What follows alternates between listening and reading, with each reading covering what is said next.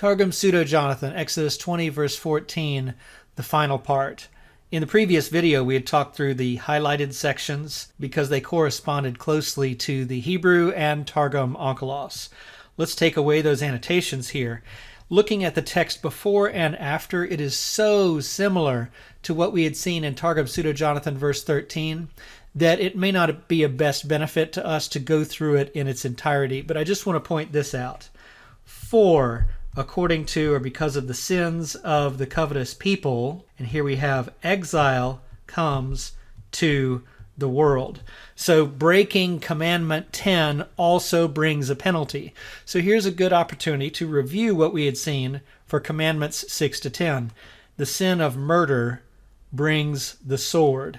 The sin of adultery brings death. Thievery brings famine. False witness brings drought. And now, in the 10th commandment, coveting brings exile.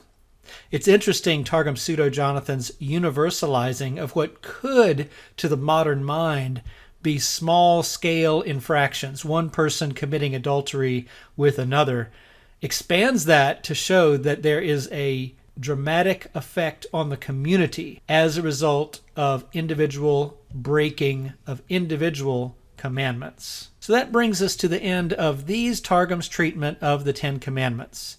And just like to show as we conclude, this is the symbol that Navy chaplains wear if they are rabbis. And you see the 10 Commandments abbreviated by Aleph, Bet, Gimel, Dalet, He, Vav, Zayin, Chet, Tet, Yod, the Hebrew letters counting up to 10. This has been a rich study so far.